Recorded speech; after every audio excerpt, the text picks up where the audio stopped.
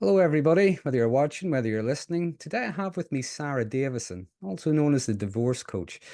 She's a multi-award winning coach. She's twice best-selling author. She's podcast of The Heartbreak to Happiness. She's also a global media commentator for TV, radio. She talks about breakups, divorce, and domestic abuse. She launched Sarah's Breakup and Divorce Coach Practitioner Accreditation Program back in 2018. Since then, she's founded the International Divorce Coach Center of Excellence. Now has a coaching community of over 600 coaches in over 25 countries. Her coaching hub is the leading global provider of breakup, divorce, and domestic abuse. She coaches support for businesses of all sizes as part of their employee well-being program. Sarah, that is a lot going on. You're a very busy person. Yeah, it appears so from that intro. Yes, absolutely. Yeah, it is very busy, actually. It's definitely a busy niche to be working in at the moment. Mm. And just in case people aren't aware, you and I met at a seminar that Richard Grannon had We did. organized. And something you'd talked about when you were giving your talk was post-separation abuse, which I thought would be a really interesting topic to cover today. And a lot of people would be listening, watching my channel. They've been through or they are in difficult, toxic, abusive relationships. So I thought it'd be a really interesting topic to cover. And what I would like to begin by asking is, when you think of a relationship, even a normal relationship, if you want to call it that, maybe two people, they just don't feel the same way anymore. They're going in different directions. They're maybe incompatible. What are the typical things that might happen in a normal breakup, and how would they compare to what happens in abusive relationships? Yeah, it's a really interesting question. Because I get asked this a lot, actually, Darren. People are asking because I think the N word, I call it, the narcissist word, is a buzzword at the moment, Mm, and everyone is slightly falling into the trap of diagnosing somebody they know as a narcissist. And whilst, it's really useful to be able to spot the signs and understand what that is, hmm it can be a little bit toxic to get stuck into that labeling cycle. So I think it's really interesting to understand that from a healthy relationship or normal relationship, as you called it, if you've got a normal relationship, then when it comes to an end, there still could be conflict. You might not see eye to eye on a lot of things. I mean, it may just have fizzled out and you're the best of friends and that's why you're splitting up. But for a lot of people that I see, there is some level of conflict, some sort of argument, some disagreement, maybe built up frustration over many years of certain things just coming to the surface. But that's okay. That doesn't necessarily mean it's an abusive or toxic Yeah. relationship. Um, because ultimately, when you're going through a healthy relationship, you are both looking to find some kind of fair compromise. Mm, You might be arguing over who gets the piano and where the dog's going to live most of the time, those sort of things. That's understandable. There's always going to be some level of disagreement or upset when you're splitting two lifestyles that have been a mesh for a long period of mm, time or even a short period of time. But I think there is always that both of you want to walk away thinking, well, I got my fair share, but I didn't do something that annihilates them from the picture. Everyone's reasonably happy, right? So there'll be some wins, some losses. You'll make some compromise. That's what a healthy relationship breakup is all about. Now, with a toxic partner, an abusive partner, there will be no hint of compromise. It will be all about causing maximum suffering throughout that process for the victim or the survivor, however you want to mhm. frame it, um, and total annihilation of them. So they are left with absolutely nothing if possible. They lose on every level, emotionally, financially, with their children, all sorts of things. So it will be about causing as much pain and suffering with the goal to annihilate them. So there is absolutely no compromise whatsoever. So that's really key for understanding the difference. So if you're not in that group, then the reality probably is, yes, maybe they're not nice to you some of the time because you've got this conflict, but it's not an abusive relationship. Mm. And I think what you're describing sounds more like punishment. It's Yeah. punishing the person. Now, whether that toxic person ended the relationship themselves or whether someone left them, there is still, I mean, it depends. It's always a spectrum. It's never a one size fits all. But sometimes there can be just the vindictiveness. I'm Yeah, not. I mean, yes, it is about punishment, but punishment not justified. Yeah. I mean, it ever is. But it's there's always a consequence for your actions, and it's never going to be good. So, the fact that they may have ended the relationship doesn't stop you from getting the most severe punishment. It's just how they work. There's no other way. It's hardwired, and that is what they're going to do. And it's going to be really painful, which is why I do what I do, Mhm. because having been through the breakdown of a toxic relationship myself, I totally understand how isolating it is, how frightening it is, Yeah. how overwhelming it is, and how you actually end up feeling like the only sane person in the lunatic asylum because everything that's happening at you seems so unjust and so unfair. Mm. So again, it's a very difficult, because our friends and family won't necessarily understand it, because it's very hard to understand domestic abuse unless you've been through it yourself. It's Mm. very, very hard, because just of the depths and the nuances that you're experiencing as a victim of that, it means that it's a very hard thing to explain, because from the outside it can look very different. Yeah, yeah. I've often said that narcissistic people, not just the narcissism, when there's other things comorbid, we talked at the seminar about the dark tetrad. When there are other things comorbid, you get a lot of manipulation, the Machiavellian, and there's also a sadistic element, which is why sometimes it can just be vindictiveness, but it's petty. It's almost childlike. But then it can escalate depending on where they are in that spectrum. It escalates. It's almost like a scorched earth policy. Yeah, Yeah. yeah. I mean, there really is no way to explain it other than if Mm. you're divorcing or you're breaking up from someone that's toxic, it is going to be one hell of an emotional roller coaster ride. And it is there's so many unknowns, because, and you talked about post-separation abuse before, this is one of the most misunderstood challenges that we have right now, is Mm. that people think that when you leave an abuser, firstly, it's incredibly dangerous to leave an abuser. I'm not saying that you should or shouldn't leave, right? I'm just saying this is a very dangerous time. In fact, Mm. 30% of all domestic homicides in the UK, and it's a pretty standard statistic around the world, 30% of domestic homicides happen within 3 months of separation. Mm. Now, that is because as we're pulling away from their control, they need to increase that control. So they will try anything. So quite often that will then tip into violence. And actually, this shocking statistic is that over 80% of those homicides, there was never any physical violence before. Yeah. So what that means is people think, oh, well, they've never hit me, they never hurt me. And I've had a client recently saying, I'm going to get the kids out, I'm going to go, and we're going to do it when they're away. But then I'll go back and I'll have a talk and I'll explain why I've done it. Now, this is an absolute no in most cases, in my opinion, because it puts you right back in that danger zone. And they're Mm. going to increase whatever to increase their control, they will go to the next level, or the another level above that, to maintain that control. So that could be, in some cases, their violence, and obviously devastatingly homicide in some Yeah. cases. So we have to be very, very careful. But that is the first thing that most people don't know. Secondly, post-separation abuse is going to happen even if you're not living with that person. When you separate, Yeah. I know my lawyer said, well, now you're not living with them anymore, Sarah, you'll be fine, you'll be able to get back on with your life.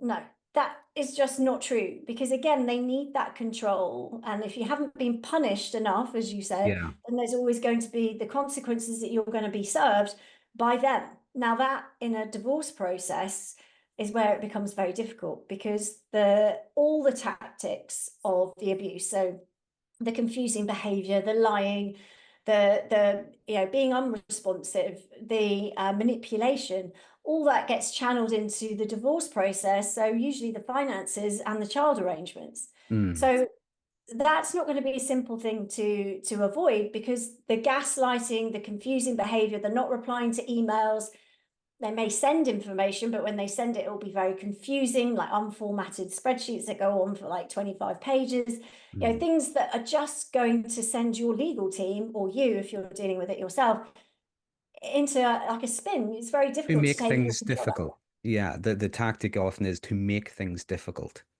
or impossible. Yeah, Yeah. yeah. And And it's the thing, about the post separation. It's something that I say quite a lot. If the person wouldn't change when you were in the relationship, why would you expect them to change afterwards? Yes, well, I don't know if it's expect, but it certainly is hope. It's And hope. I mean, you see it, I'm guilty of having done it in the past. But this is one of the things that I learned pretty quick, that when you are an empathetic human being, and let's face it, Darren, you kind of have to be to get into a relationship Mm, that it sustains more than a couple of months with these people, because you kind of have to bend yourself like a pretzel to make this relationship work and sacrifice your soul at the altar. So, most of us have done that to maintain it for whatever reason, right?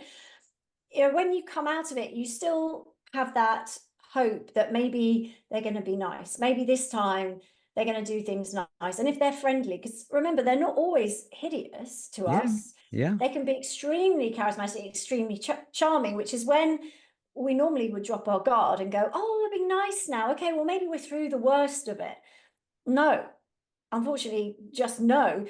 The reason they're doing it is as a tactic they are deploying, because in that moment, it serves them best to get what they want, to be friendly. That yeah, doesn't mean that tomorrow or even 2 minutes later, they're going to maintain that friendly, amicable facade.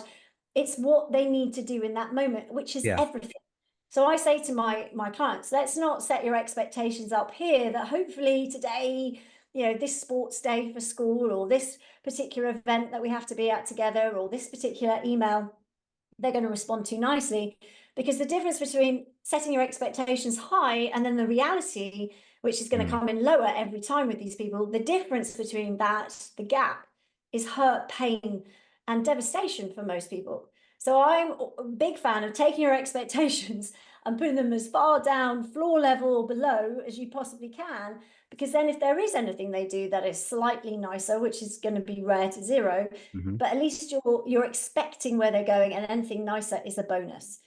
But to leave yeah. yourself vulnerable to hurt and pain because you're kind of hoping, is just an absolute waste of your energy and takes time to recover from, which we want to skip that process. We want to be understanding their tactics and be 2 steps ahead. And I think that would illustrate the Machiavellian side, the very manipulative side. It's like the end justifies the means. It's what do I need to do or say in this moment that will get me what I want. It can also, if I were to say what you've just said, but to say it the other way around, it does lull people into a false sense of security, because you're absolutely right. There were times they were wonderful. Yeah. They treated you like you were the center of the universe. They laughed at your jokes. They thought you were fantastic. And often that's the part that in toxic relationships, that's the part that keeps people stuck. So, there's that splitting that people are talking about recently. That splitting. It's hard to reconcile the monster with the most Yeah. amazing person you've ever met. Yeah. That's so true. And I think that's why people still say, but I'm still in love with them. I Mm, still love them. And it's, how can I love someone who's treated me so badly?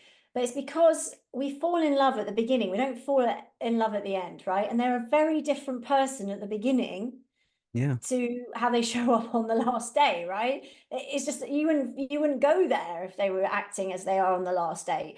So the reason we stay stuck and in love with them is not because we still love them, because the reality is we never loved the person they truly are. We fell mm, in love at the beginning when the perception, maybe it was the love bombing, the yeah, reality they created for us was this amazing person, the ideal partner, the soulmate, the yeah. future promises of security and love, and being treated like, a princess or a prince being put on a stool, right? So that's what we fell in love with. That's the person we hooked into, fell in love with this perception, Hmm. which actually isn't the reality. But No, because they oscillate, and at times they can be that person, which is how they keep you hooked into that relationship. But the majority of the time, the mask slips and the reality is there. But as we start to pull away, they hoover you back in by then portraying themselves again as that yeah, nice person that you fell in love with. So actually, to fall out of love, and it's harsh, but it's true, is we have to realize that the person we fell in love with never actually existed, yeah, which is really hard. And I know for me, it was really hard when I actually came to the realization that why are you acting this way? Because the person I loved or did all these things and was like this to me and was like my soulmate and was caring and thoughtful and appreciative. And then I realized that person just never existed. It was a figment of my imagination that I wanted to hold on to, that existed in short snippets of time, but it Yeah. wasn't the reality of who the person was. So when you realize that, it's tough. I mean, that emotionally is a bit like getting hit with a huge tidal wave of like, oh my God, because that then triggers, as you know, Darren, all the embarrassment, the Yeah. like, Yeah. oh, am I an idiot? Like, I don't think I'm stupid, but oh my God, I must be, because what have I done with the last portion of my life? I've given it to somebody that doesn't really exist, and Yeah. they've known that all the time. So the level of betrayal there is also, I've been living a lie, and I've enabled that in many ways. It's not our fault. It's never our fault, but we feel responsible for just our own stupidity, maybe in that those decisions we made. And obviously, a lot of us will then have children. And if you've got children, then you're hooked in, and then you have feelings of guilt and like, gosh, how could I have Mm. chosen this partner for my child? And, is it ever going to get better? And how am I going to live? Because a lot of us will have our confidence absolutely decimated. We'll be thinking we're no good. We'll be thinking we're unlovable. We may not be our best selves at that point because we'll have been treated so badly. People in pain don't always react well, right? So you might have just closed Well, down, or you might have been more snappy. You might have been put in positions where you had to say things to people or do things just to maintain the relationship that were uncomfortable. So when you look around, as well as being isolated from those you love, because that's a tactic, so you're more dependent on them, it can be really scary. So there's a lot of difficult emotions that we have to face and work through when we come to that realization that actually that love story we thought was not actually ever there, because they're not actually capable of love in the way that a mm. healthy human being is. They will love us. I guess the best way to think about the way they love is it's kind of a form of gratitude for the narcissistic supply we're giving them, Yeah. rather than a Good way genuine, of like, putting it. yeah. And it's like they need us, so they're grateful for that supply. But again, they don't treat you, it's not unconditional love like we Mm. would have for, that the healthy people would have. They're just not capable of that, not just with us, with anyone, with their children, with anyone. So again, you can see this. Yes, they have a form of it, but it's not how we would define it. And to pick up on something you'd said, I would agree. The entanglement, the emotional entanglement. Why do I still love the person? I think that if we were honest with ourselves, they have very attractive qualities. They might be good looking, they might be very funny, quick-witted, they might be very intelligent, they might have qualities that are, very attractive. Anybody would find them attractive. And I think a lot of the time they are the things that we're missing, the things that attracted us to them. The person themselves, yeah, you're right. What we fell for, I think, was just a facade. Mm. Um, It's interesting. I mean, I personally would say that they're very, do they have those qualities? I don't know. I don't think so. I think Depends they're on the very good person. at mimicking those qualities, That's a good point. because Yeah. I think that they watch and they're like a chameleon, because they will be able to absorb. So they'll understand you much more than you understand yourself at what you're looking for in a partner very early on. And they will know that if you are going to find, being the life and soul of the party attractive, or, Mhm. doing things in a certain way, being out, Yeah. being funny, being overly, PDAs and giving you cuddles, they're going to do everything that's on your bucket list for a partner. They're going to do it. They're going to do it, and they're going to put it all out there. Is that really them? No, because they don't want that. They're doing it because they know that's how to reel you in Mhm. and get you hooked. That's my personal opinion. It's about mimicking the traits that you value to Yeah. become the person you want them to be, so that you want to be around them. Because if they were their true self, their true qualities, you wouldn't want to be near them at all, right? No, I would agree. There are many cases that, that is true. But even just basic qualities, as I say, they might be conscientious or something, they might be ambitious, Yeah. whatever it is. But you're right. I think what often happens is they become the version that is going to attract you, the things that you want, the things that you need.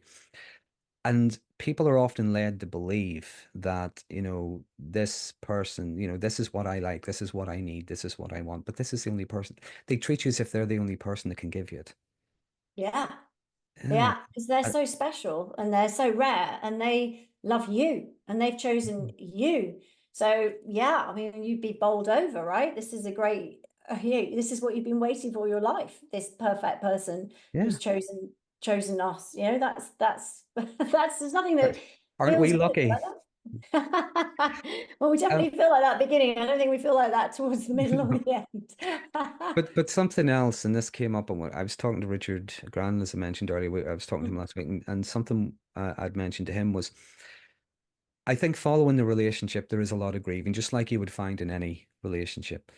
I think the difference in a relationship with a narcissistic person is, I don't think you're grieving the relationship, you're grieving the one you were promised, the one you Mm. would have liked to have had. You're not grieving the person or the loss of the person as such, even though they may have some qualities. I think what you're missing is the version of them they presented. So Yeah, absolutely. Because you're not missing them. In fact, very often when you leave or when you're catapulted out, as I was, you you have an overwhelming sense of relief, mm, which was unexpected, unexpected for a lot of people. But it's that relief of not having to walk on eggshells, that pressure that you probably, because you normalize it and minimalize it, and it's sort of grown over a long period of time, you don't realize the kind of stress levels you're dealing with and the way you're overthinking everything and having mhm. to watch what you say. So I think there is an overwhelming sense of relief. But there, yeah, like you said, there is a real grief, and that can be confusing in itself because Yeah. you're like, why am I grieving the loss of something that was so painful? And not just you being confused, people that really care and love you, when you tell them the atrocities that you've been dealing with behind closed doors, and most people won't know, then they'll say, well, thank God you're out. Why are you upset? So you're spot on, Darren. Yeah. It's very much grieving the loss of that person you thought you were falling in love with or had been in love with, because that never really even existed. So Mm. that's really hard. I mean, it's still something I think about and think, gosh, I know who I think I fell in love with, but they didn't exist. That was a figment of the game I was in. And I don't like the word game, but unfortunately, whether we like it or not, we are in their game and they Yeah. are going to move us around like pawns and everyone else in their world. So the only way to survive this and come out stronger and, to get your control back, which is one of the things they will try and remove entirely from you. The only way we can do that is to focus on learning the rules of the game, mastering them, and then being 2 steps ahead. So Mm. that's really important, that there is a way through. You don't have to live in that toxic uncertainty just because you had that relationship. You can change it around. And that's not always easy. It's definitely never really easy, but it's definitely possible. Yeah. And well, just on that, I mean, what practical steps could people do to learn some of Yeah. these tactics to prepare themselves, if you will? I think the first thing is to take off the rose tinted glasses and to Mm. really face the reality of what you're dealing with. Because we will, for self preservation, almost want to kind of not look at certain things because, wow, we must have been really daft to get into that kind of relationship or to enable very unacceptable behavior for a period of time. So again, it's difficult because you've really got to look at yourself and be honest. But taking off the rose tinted glasses and looking at Yeah. the fact that this happened and it's not our fault, but we are where we are. But we've got to look at it now, the reality of it. They are not the person we fell in love with. It's understanding that. And it's also looking at every time they send us through a loop, because they know exactly how we are wired Mm. because they wired us. So they know what button to press to get what reaction, almost like a puppeteer in strings. They're like pulling the string and they know how we're going to react. And this has been trained for a long period of time. So it takes a lot of conscious awareness to really understand the tactics that we're dealing with, because otherwise the tactics send us down into confusion, hurt, and overwhelm. So a tactic might be sending a really nasty letter, say through a law firm, to say, right, just to let you know, through this divorce process, if you don't settle on this, you're going to lose your home, you won't see your child, reputation will be ruined, you won't work again, those kind of things. Don't get me started on the lawyers in these processes, Darren, because I really find that being the mouthpiece of abuse is not acceptable in any profession, but apparently you can do that in family law all over the world, actually, not just the UK. But so that would be a tactic. That letter arriving will send any normal human being to fear, terror, Yeah. overwhelm, devastation, which will mean they can't function, which will mean you won't be able to maybe work, concentrate at work, or even go to work, look after your kids without crying all the time. Your mental health will obviously suffer. Your physical health will probably suffer. Your friends and family will probably struggle to support you, and it might damage friendships as well because you just really don't know what's going on. You may react in ways that other people might see as unhinged or unhealthy, but it's a natural reaction to the extreme amount of fear that you're living with. Yeah. Also, not being the strongest version of yourself because you've been traumatized through a toxic relationship for the last however many years. So you can see how a lot of people give in and give up. And that's what those lessons are actually designed to do. But what that will do is that will send you into well, why are they doing this? And what could I have done differently? And am I really going to end up alone? And am I really going to lose my house? And am I really going to end up on the streets? And what do you mean I won't see my kids? I never asked for this. That is the gaslighting and the confusion. Yeah. It's almost like they throw a grenade into your world and then you start trying to pick up the pieces.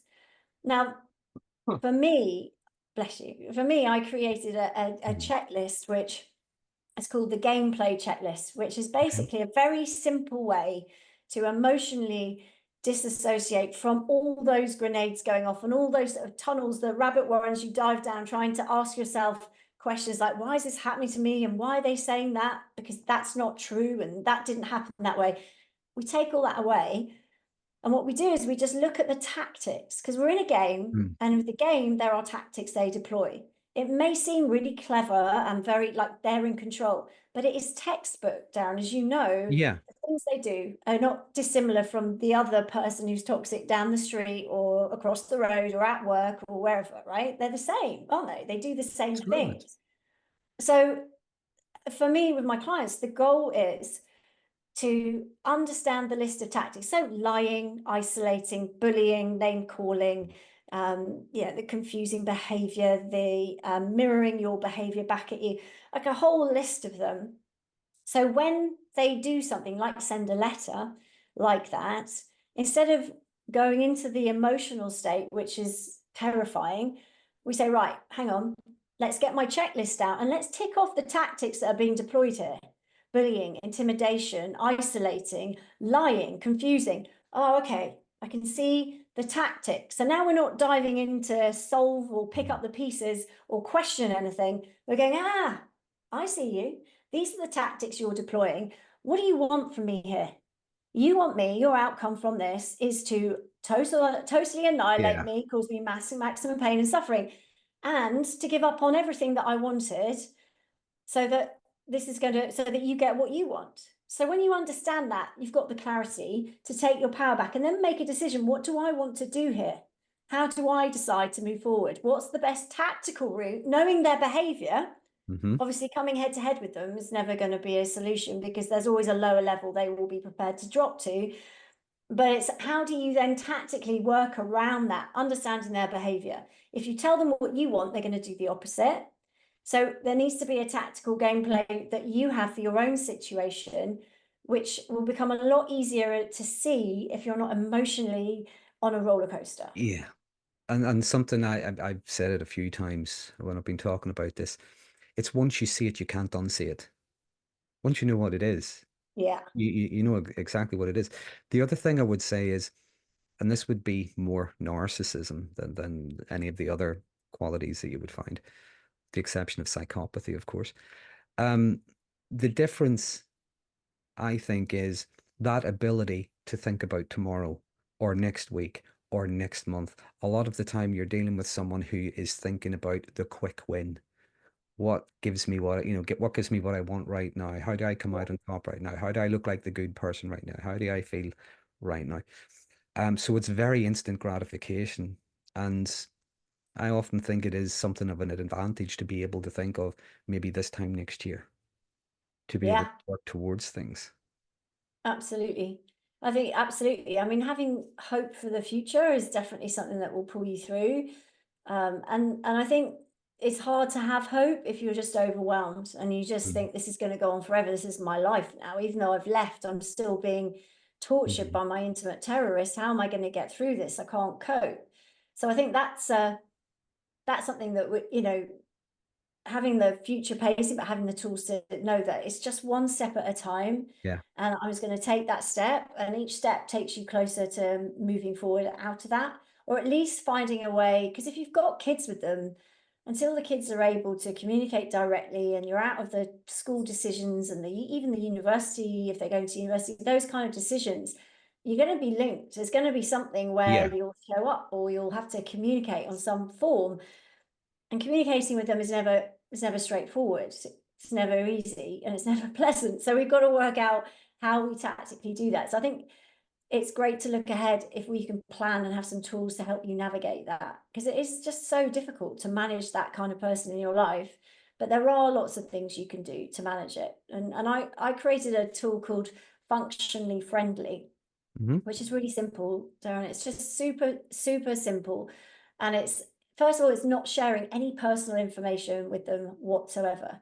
Hmm. Because it's like, in a way, if you hand that information to them, they'll use it against you. So you don't want to be giving any personal information, nothing about how you feel, what you think, Yeah. where you're going, where you have been, personal discussions, who you're spending time with, just no personal information whatsoever. And I know it's tempting because this is the person you've told everything to for so Yeah. long, but that's how you've handed your control over in a lot of ways to them, to be able to know enough to be able to pull those strings and press those buttons so they know where you're going to jump, right? And how it's going to impact you. Yeah. So at this point, you can still be friendly though, because hostility towards them or saying that you know their game or that you've got this way of dealing with them now, that's all giving them power back. And we don't want to do Mm. that. And you're feeding that. We want to get to neutrality. We want to kind of dissolve the hatred or the fear into just neutral. So it's not, the steps to get in there take time and it builds as a muscle when you practice this. But Hmm. being able to be around them and staying functionally friendly, which means you can be nice, you can be civil, you Oh can be yeah. amicable, you can smile, you can definitely ask them how they are, definitely ask them about themselves or comment about how good they look, because hey, it's their favorite topic, right? So quite often they'll take that and run, which then takes up some conversation time which you don't have to fill. And if they ask you a question about you and go, yeah, it's great, anyway, what was you, and then swap it back to them. Yeah. Again, you've got to practice these things. You want to get blindsided and end up telling them stuff, but practice it and be prepared so you can spend time at a wedding if you have to go, or on the side of the football pitch if you've got younger kids, whatever it is, you can be around them in their space for short periods of time, but it doesn't open you up to either being very emotional at the scene. I mean, it doesn't Yeah. mean you won't be emotional afterwards, but you can, practice it ahead, visualize it happening, going well, practice the functionally friendly, have a few things that you're going to talk about that are nice, like, oh, it was great when your girlfriend who's 21, who've met 2 weeks ago, baked cookies with my child last week. He really enjoyed it. That was really nice of her.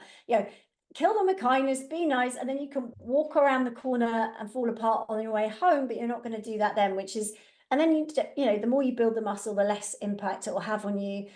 And actually, by being nice without an edge, just being yourself and killing them with kindness, actually becomes quite amusing to watch their reactions, because they're not expecting it. They're expecting you to turn up and fall apart or be awkward. And it's about taking your control back. So as soon as you get to the event, if they're there, don't wait for them to come to you. Take the power back and walk straight over. Hey, great to see you. Shake hands with the new partner or whatever you're dealing with in that situation. Say, great, lovely to see you. Okay, well, I've got to go, and have your get out clause ready so you can go and speak to your other friend on the sideline or leave or whatever it is. But you're prepared. You can do it, Mm. and you can. And then you kind of neutralize it to that extent where you're not dreading it, or you miss out on opportunities and occasions that you really want to be at, right? You learn to observe, not absorb. And I agree. You can Oh, be I like that. pleasant and courteous, but You observe, you don't absorb. It's people talk about the grey rock method, and I think it's people can do that. I think it's good. It's about the not absorbing. You're being so boring. But what I like about the idea of the grey rock is you can pour water all over it. The rock gets wet, but it's not absorbing anything. It's just running off it. Yeah, So each and every time you get a little dig or a question or whatever, a conversation is being induced. It's like each and every time you, again, you can still engage, be pleasant, but you're not explaining yourself. You can give an yeah, account, but you're not explaining yourself. I agree. You're you're not expecting them to change. You know that whatever it is probably a performance because there's other people around.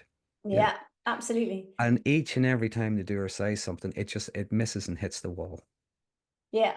And I think having something to say back in that moment and having pre-planned that is also key, because Mm. they will say something. You got to, again, manage your expectations to rock bottom. They're probably going to say something nasty or give you that look, which maybe only you know, but they're going to try and destabilize you, Yeah. most likely. So you're going to expect that coming and you're going to be ready for it. So that might even look like when the comment happens and they're looking at you, or they're trying to say, especially in divorce proceedings, quite common for them to say, "So did you get my letter on Friday?"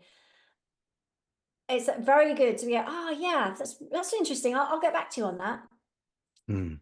Done. To Yeah. have something just to cut it off without being rude, without saying, "We're not discussing legal stuff here," or "I don't want to discuss legal stuff." In their head, you don't want to do something, I'm going to do it more. So we just go, "Oh, really interesting. I'll get back to you on that." Yeah. Done. So, and again, have your phrase to get yourself out of there prepared. Like, "Oh, I'm just going to speak to Jane over there. She's been waiting for me. I'm going to say hi, but nice to see you guys. Bye." Off you go. So you haven't, but I think the thing is, in those moments when you need to be grow rock is often the moments where you just want to go, "What the hell are you saying? Why are you saying that? You're so horrible." Yeah. And so that is what might be the go-to, but we need to kind of have something to swap into Yeah. place, because it's hard to stop doing something without having something to replace it. So just that, having that up your sleeve can be really valuable, and actually quite funny to watch their reaction. Then I always think it's when you're like a bar of soap and they can't get their claws into you, especially the first few times you're doing it, you'll see their eyes going all over the place in their head, because they're like, hang on, she's being nice to the girlfriend, didn't see that coming. The girlfriend's going, "I'm sorry. I thought she was an absolute witch. She's actually quite nice. So this is Yeah. weird." You can see them kind of looking at each other. It's just a funny game to watch, and you can actually take some control over that. So and It's and then walk away. a lot of the time, I think you said about destabilizing. I think a lot of the time it is trying to get some kind of reaction because the reaction is going to play into their narrative. Look, didn't I tell you that they're a really angry, vicious monster? Didn't I tell Mhm. you they were insane? And when they don't get that, when you just get, oh right, I see, and off you go. It's it's not what they're expecting. So I do agree. There is a okay. How will I put this? We have to get our laughs from somewhere. So yeah, I think I mean, we've got to look for every silver lining we can find in this situation, and it's actually, there's something quite therapeutic about having some control in a situation where you feel you have none, yeah. that they've usually held the reins on and they've been in the driving seat, and suddenly, without being obstructive, without being nasty, without being a hint of sarcasm or anything, any edge, you're just genuinely doing it. If you can do that, it actually takes away their power, because they're like, Mm. "I don't know what to do with this." And it's difficult. So, and we're not talking about sitting with them and spending long periods of time. We're like, right, go in, have the conversation, leave. Then you've done it. You can relax for the rest of well, as much as you can for the rest of the event, but you're taking your power back. I think that's really key. Yeah, and there was something that you had mentioned at the seminar, which I thought was really interesting. You mentioned about getting letters on a Friday to Mm. completely destabilize your weekend. You're spending because you can't reply till the Monday, but you're No. spending the whole weekend maybe ruminating and analyzing. That's taken up a lot of time. And I have seen that happen in the workplace, by the way. Friday, just as people are about to leave, the horrible, nasty boss comes in and he would say something to somebody knowing it's going to ruin their weekend or ruin their Mm. holiday break or whatever. I never thought that that would happen in those kind of situations, something that would destabilize a whole weekend for Well, someone. this is the big problem that I have, because in those scenarios, normally it's letters from lawyers. So it's law firms that the perpetrator is paying to represent them for their divorce. Obviously, everyone is entitled to legal representation, but there is a line, in my opinion, where that representation changes to becoming the mouthpiece of abuse. And there is almost, you think that your ex is the most terrifying thing in the world, but getting a letterhead from a big law firm or even a small law firm, some law firm, official document written in legal speak is designed to intimidate you, to break you, to make you give up on everything that is legally, rightfully yours, is, I think, criminal. I think that actually in some professions, most professions other than family law, you'd be struck off. Like if a teacher wrote a letter like that to somebody, or an accountant wrote a letter like that, it just, you'd be fired. It would be, it's like a no. But there are questionable morals, I think, that surface in the family law. There are some amazing family lawyers, and I work with them, and I think they're doing a great job to help people. But they're also what I refer to as the dark side of family law, who will weaponize perpetrators' cases to an extreme. Like they have to get the best for their client. We get that's their job, that's what they're paid to do, right? However, there are things that we would draw the line on. And sending a letter at 5:30 on a Friday is a well-known tactic for many of the law firms to intimidate. Now, it's the reason they do it is because it's successful, because it does land a hard punch and terrifies most people. But one of the things that I work with the lawyers that are the good guys, right, is to say, you don't need to send that to your client on a Friday, right? And a lot of them won't anyway, because they'll go, this is horrific, and they're human beings, and they're like, this is going to upset them. Quite often I'll suggest to my clients, like, get your lawyers to translate any letter that comes in. You don't need to be having to read every single one unless you choose to. But if you are dealing with trauma, which, let's face it, most of them will be, that is just going to trigger a whole traumatic reaction. And sometimes that's not the best thing. So to translate and say, yeah, it's a pretty stinky letter, but what they're saying is this, this, and this. So I know how to respond. I'm going to go back with this, this, and this. I'll send you a draft. You can have a look at it. But, you know, no need to worry. This is quite standard and textbook, because you don't know it's standard and textbook when you're receiving it, when you've never been through a divorce before. You think that you're really in trouble, and your case is different because it's really bad.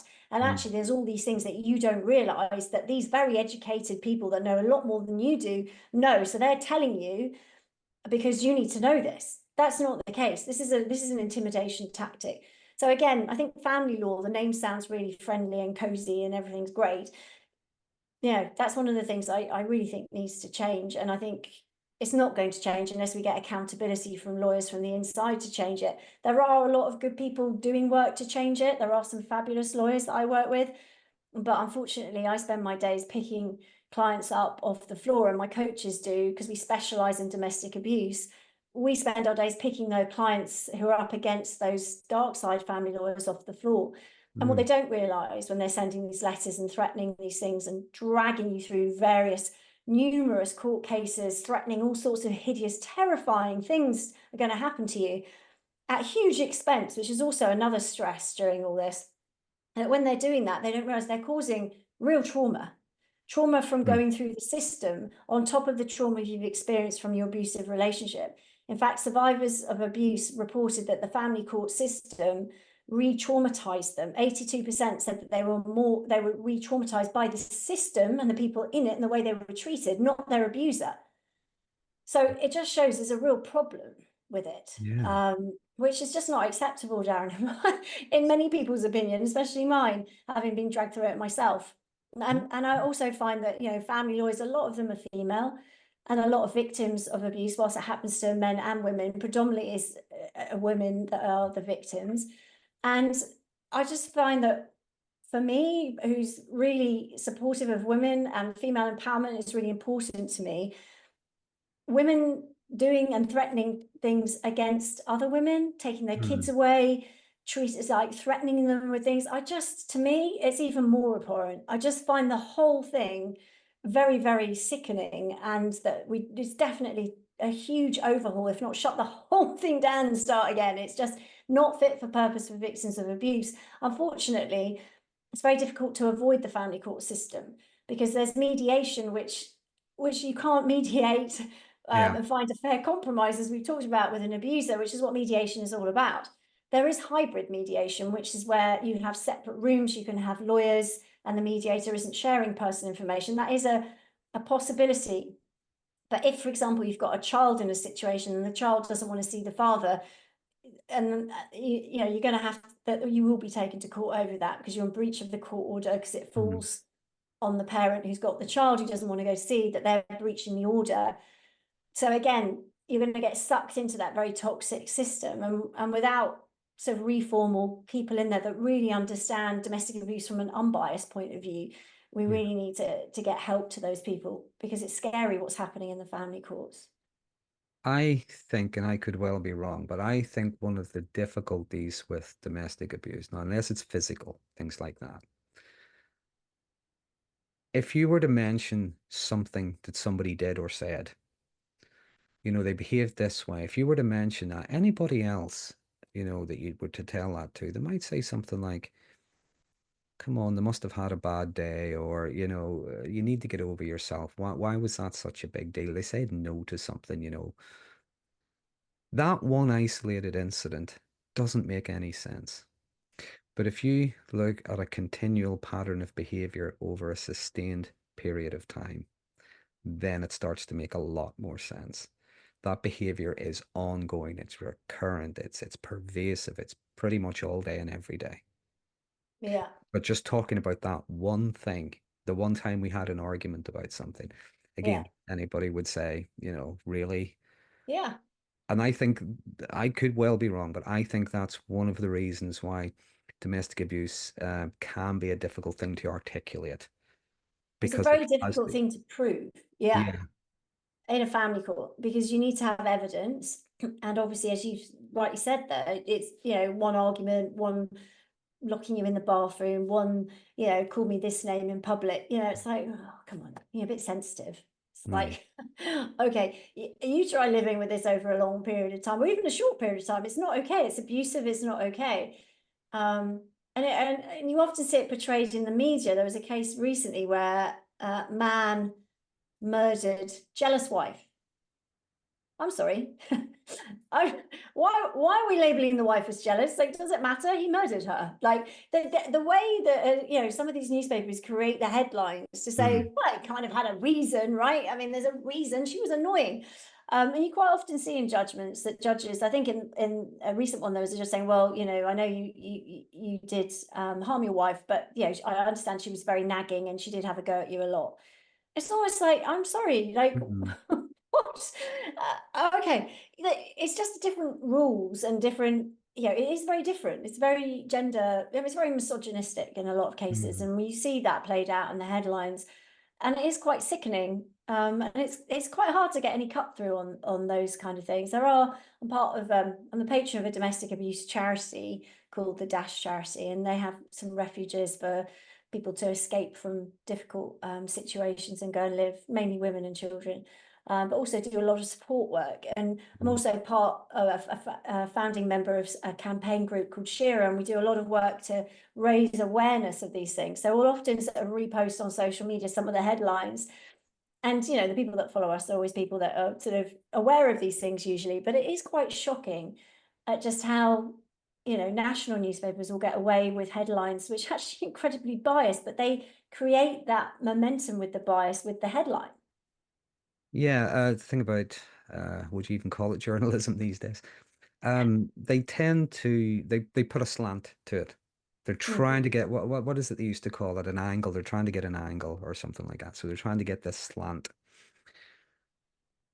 And what they're depends on what they're talking about. Some people might argue there's nothing wrong with that. It's human nature, you know, because we want to give perspectives, but it's not always giving the accurate picture. It's not always giving a true reflection. No, it's not, and I think it feeds that as well. I think Mm. a lot of the time we don't even notice it, and that's the interesting thing. We'll read it and go, "Oh, she was jealous, was she?" I'm like, "Hang on, he murdered her." Like, and you know that's not okay, right? It's just Yeah. absolutely, there's nothing that should get to the point where, you know, whatever. And you know, often they're victims of abuse for a long period of time. So the behavior might show up as jealous because she knows that he's cheating. She knows that he's out all the time. Yeah. And so she's checking his phone, which may well be annoying. Yeah. But the fact is, the There's a reason she is jealous reason. is because there's a reason for being jealous. Yeah. So, you know, you can kind of see how domestic abuse is almost, you know, oh, well, she was Yeah. jealous. There's so much more beneath that. And Yeah. there's that whole spectrum of jealousy. You're right. It could be, do you know what it is? I don't like you flirting with other people. I feel uncomfortable when you do that. And you're doing it in front of me. You're doing it in front of everyone. I'm not having it. Okay. There's a jealous person. But then there's also the person, okay, took you 10 minutes to go out and get milk. Only took you 8 minutes last night. What were you up to? Who were you talking to? I can see your thoughts. You're thinking about someone. There's that. That's a whole That's the complete. controlling side, right? That's the abusive Yeah. side. That's where they're watching what you do, and that's a different thing. But there's more to it, you know, whichever both Mm. of those scenarios, there's a lot more to it, right? That Mm. we don't see. So yeah, I mean, there's a lot of change needed. And I think that comes from awareness and by, you know, the work you do and having me on today and Richard, who's a phenomenon in this industry, and just trying to, you know, raise awareness and just let people know that this is going on and this is what's happening. And from my perspective, it's like, you know, there are things you can do to Mm. fast track that recovery. You can take your power back. You're not alone. It's not your fault. And we can help you get through that. That's really important to me, Yeah. that people don't feel as isolated, as confused as I did. And I was terrified. I was absolutely terrified, Darren. I was terrified of what was going to come through my email, what was going to land on my doorstep. Those letters would give me full on panic attacks. And I'd never had a panic attack in my life. That was not me. I would have thought I was relatively intelligent. I was definitely never top of the class, but I was okay. I wasn't an idiot. And, you know, I'd made a pretty big mistake over the partner I chose, but you know, I was learning to live with that and the consequences. But the fear and the terror and Yeah. the uncertainty and feeling like nobody understood me. Like my friends and family were incredible. Most of them, some disappeared as they will, and that again can feel like another betrayal. Mm. But I think most people, you know, decent friends that are worth having around will step up and be there for you, and that makes those bonds even stronger.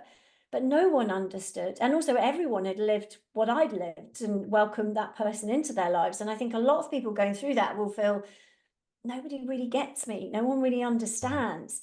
Because, like you say, what they'll have seen would be the charismatic, maybe life and soul, or the, you know, they won't see what happens behind closed doors, which is often why it's really hard for them to actually understand what you're dealing with. Because to the outside, it was like, well, you sure you're not being a little bit sensitive? Because I know you could be a bit edgy with the jokes sometimes, and you know, it was just, you know, used colourful language towards you at times. But you know, they were drunk, or it was, you know, a party, and you know, it was only joking. It's those kind of things that you think, who's going to understand me? And it's just picking up on what you said there. It's from your experience as well. It's being kept in a state of uncertainty because we don't know what's coming next. And whatever it is coming next, we fear. This is where our anxiety really, ramps up. It's the fear that whatever it is, it's going to wipe me out. There's no way I'm going to be able to handle this. I'm not enough. Yeah. I can't Yeah. do it. Well, I What don't I, know if anyone feels ever strong enough to deal with that. I mean, Mhm. it's the most frightened I've ever been in Yeah. moments dealing with the what I was being, not just the divorce, but afterwards. Yeah, there's certain situations you find yourself in which are so utterly terrifying Mm. and so life devastating if it plays out the way that they're threatening it would play out. And a lot of the times it will, you know, and Mm. that's just, yeah, how do you live with that? And how many times can they knock you down? But I Mm. think the interesting thing is, and this is something that I think probably is the defining moment for why I do what I do. I'd found out my husband cheated on me. I'd found out that we had a business together as well. And my son was only one. So I literally found out because I found when I came back from a trip in our Australian office, I came back home, I opened my bedside table, and this is in my first book, Uncoupling, and I found a contact lens box. I don't wear contact lenses, Darren. And I opened it up and it had a false eyelash in it. And I slept on the side of the bed near the window. So there's no reason for anyone to be going down that side unless you were in the bed. So that's how I found out there was an affair. And although obviously there have been red flags, but everything came tumbling down for that moment. But I'd actually gone back out to Sydney, Australia, to our office, and other people had come forward, and people tend to come forward then and tell you stuff because there was this one affair, but then they come and tell you other stuff. And it's just, again, you relive that pain every single time you hear things. And I'd taken myself out of the office, and I was actually walking down Balmoral Beach in Sydney. I don't know if you've been there, but it's one of the most beautiful spots I've ever been. And it's like white sand, turquoise sea. You get cockatoos swooping down like pigeons here, and they're stunning white birds, and it was just unbelievable. I was walking down there, and I'd sat for a moment, and I just had tears streaming down my face because I was not the person I am today, right? I was broken. Mm. And I realized that all these things that were coming at me, like obviously if you work with someone, you lose that. So Mm. working together was no longer option. And we had nearly 200 staff. So it wasn't a small thing. It was a big thing that I was having to walk away from. The love of my life was with someone else. She was 12 years younger. Darren, that doesn't help, I can tell you. Very attractive. And within probably a couple of months, I found out she was having a baby with my husband. So all these things were going on, plus all the letters, the terrifying uncertainty Yeah. about my future. And I sat on that beach, and it got to so much pain that I was like, hang on, I can't tolerate this. I can't live like this anymore. There's got to be a way through. And that's when I decided, this phrase came into my head because I was being bombarded and threatened, and I just felt like totally unloved. My ex had just moved on and moved in with this new person, and I was just lost. So Mm. everything that was being done to me, I realized on the outside they could do and say whatever they wanted, but the only way they would break me completely is if I gave them what was inside. And there was still a Yeah. flicker of a flame in there. There was still something that was like, come on, Sara, you can do this. And that's where my motto, screw you, watch this, was born. And that has utterly changed my life from that moment going Mm. forward. I was like, you know what? Screw you. I will not let you break me into smithereens. That total annihilation you are desperate to get, you will never get from me. In fact, I'm going to rise up and come out like something out of the movies on this, because I will not give permission to give you that. No way. You've taken everything else or tried to, and I'm not tolerating it anymore. For me, no. And so that's where my self-preservation kicked in, because I think it could Yeah. have easily gone one of two ways at that point. I would have buckled and just that would have been it. Or I was going to stand up and go, screw you, watch this. And that's when I decided that I was going to find a way through. And not only for me, I was then going to find some tools that I can share them with as many people as possible, so that no one had to feel how I was feeling over that period of time. But especially as that pain got so much on Balmoral Beach, I was like, never, no. If I'm here for a purpose, this is it. And I'm going to make it my life's mission to help as many people cope better with breakup, divorce, and domestic abuse as I possibly can, because this is a lonely place to be. So screw you, watch this. And I think that's I think having a motto like that and digging deep Yeah. helps a lot of people. I think, say back what you've just said. When we're talking about that feeling of helplessness and whatever it is, there's no way I'm going to be able to handle it. I think a lot of the time we are as helpless as we are have been led to believe we are. Mm. I think we always have more autonomy, more choice. And by the way, they might be very difficult choices, they might be very painful choices, but they're still choices. We can still do things. The other thing I would say is, again, I've said this so many times, you're in a situation, you're in an environment with someone who, is continually disempowering you, continually devaluing you, invalidating you. You might have found yourself isolated as well. When you're coming out of that, one of the biggest things, biggest supports, the biggest things that can help you get through it is actually other people. We think we need a bit of time on our own, a little bit of space, a little bit of reflection, think about this, that, and the other. Absolutely.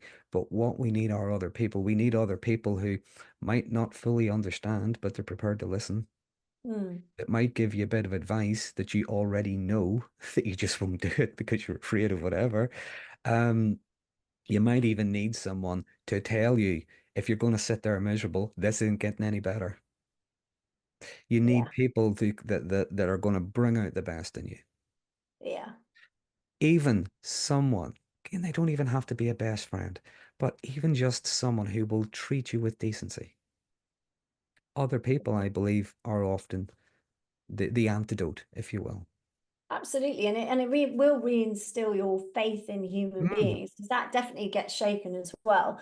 And sometimes your best friend is not the right person, because your best friend is as emotionally invested and angry and hurt as yeah. you are, because they also welcome that person in. Remember, they are also shared and believed and were there. It's difficult for those friends. They also feel betrayed and blindsided and almost guilty that they didn't spot it for you. So again, there's all sorts of emotions. So having somebody outside of that close friendship or Mhm. family group is often really helpful. I know it really helped me just to get some constructive, sort of impartial advice that wasn't caught up in the emotional roller coaster as well. Sarah, I'm aware of the time, and I just like to say I've got a lot out of today, so I do appreciate you talking about the things you've been talking about. Where can people find you? Oh, thanks. I've really enjoyed talking to you. I certainly wish I'd found you 15 years ago on Balmoral Beach. I think that would have really helped me for sure. Um, I can be found, my website's saradavison.com. But every day we post helpful videos, advice, and tips on my social feed. So Sara Davison Divorce Coach is my Instagram. And so a lot of people find that helpful, just tips and advice and quotes, and a lot of female empowerment on there as well. So if you're, I mean, I support men There's, as well, but there's a lot I on was there. going to say there is good info there. As you can tell, I'm not a woman, but there is some good info there that I would enjoy as well. There's some good tips there as well. If someone is interested, now I know a lot of people that be through things, just like in my profession, a lot of people that go into my profession, therapy, is they have been through something themselves, they learn about it, and they go on, they help others as well.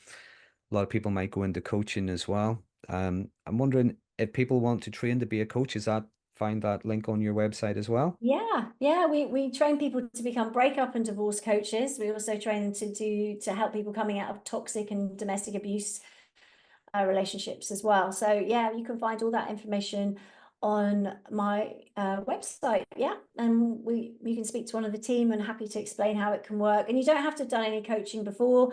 You don't even have to have been through a breakup before, but turning your pain into power or your trauma Mm, into triumph is what a lot of my coaches, the journey they've been on. And actually, it's quite therapeutic as well, because you learn the yeah. skills for you, which is really important. I think to be an Yeah. outstanding coach, you have to walk your talk. So that adds a dimension, and also clients really resonate if you've been through it, as you know, Darren. So yeah, it's definitely something we love doing, because it helps to get the tools out there, which is my mission, as I say. That's terrific. Maybe we can do this again sometime. Oh, I'd love to, But Darren. I'm just thinking Absolutely. because I'm just thinking there is a lot more that came into my mind as we were talking there. But yeah, it'd be good to do this again sometime. So thanks for joining me, and I'll hopefully see you soon. Oh, thanks so much, Darren. Thanks for all the amazing work you do as well. I know you help a lot of people, so privileged to be invited on. Thank you.